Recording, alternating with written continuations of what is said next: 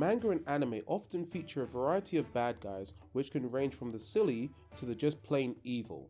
Here are a list of top 10 unforgivable villains who stand out as the most hated anime characters in no particular order. To many anime fans, Frieza is one of the most legendary manga villains in history. He is cruel, he's cunning, he plays dirty, and that isn't even his final form. Oh god, that was a cheesy joke. Taking the number 10 spot in this list isn't much of a surprise, considering most of the atrocities that he's done, including wiping out an entire civilization. You might recognize his name as Blackbeard, a former member of the Whitebeard Pirates 2nd Division. One of Ace's underlings, his first appearance in One Piece was not really memorable. He was arguing with Luffy over some food. The next time we saw him, he had captured Ace and joined the government, which led to Ace being killed by Akainu punching a hole through his chest. Ace being such a popular character, all the hate for his death quickly moved towards Blackbeard. Shou Tucker was an alchemist who didn't really kill anyone, and you may be wondering why he's actually on this list.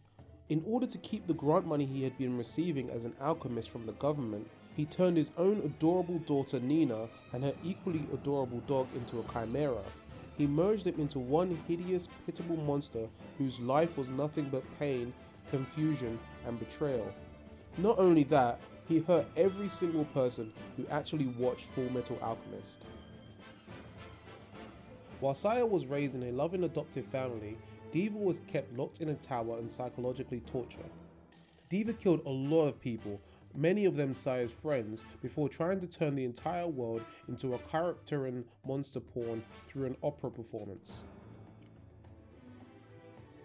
The Major is a Nazi, yes. However, the Major is really evil among Nazis, mainly because he prepared very well for what he was about to do. After fleeing Germany at the end of World War II, the Major planned for 50 years to take revenge on England, amassing an army of vampires, monsters, and war zeppelins, and more.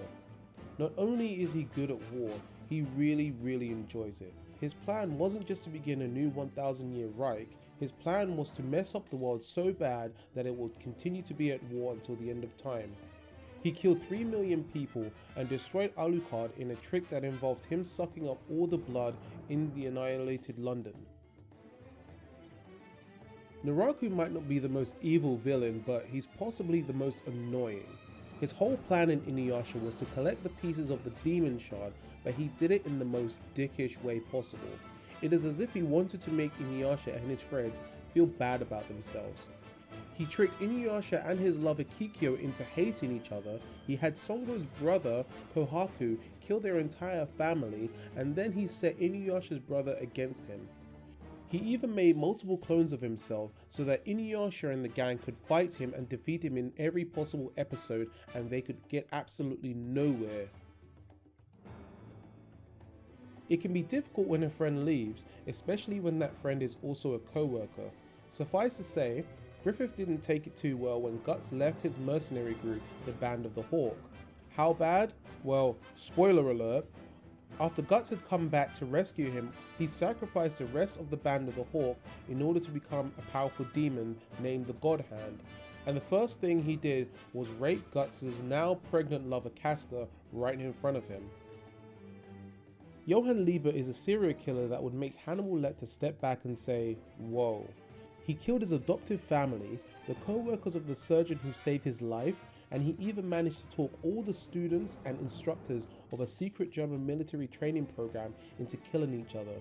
He's actually so evil and murderous that a neo-Nazi party tried to get him to become the new Adolf Hitler, but unfortunately this wasn't his style, so he killed them all. The antagonist in both the original and reboot of Full Metal Alchemist bears a striking resemblance to Eden Alphonse's father, Van Hohenheim, but he's quite different. Mainly that he is willing to kill entire cities and even countries in order to advance his own power, and that he succeeds in both, killing millions in order to free himself from the flask which trapped him. Ultimately, the country's sacrifice was simply to allow him to absorb the power of God, which is a feat as arrogant as evil himself, considering that he even killed his own homunculi children. A young light Yagami only wanted to help the world when he found the Death Note, a magical book that would kill anyone whose name he wrote inside of it in a manner as he described. He used it to kill criminals who escaped justice, then criminals committing crime, then criminals who were already in jail, and then detectives that stumbled across his identity, eventually leading him to kill anyone who tried to stop him from creating his perfect world.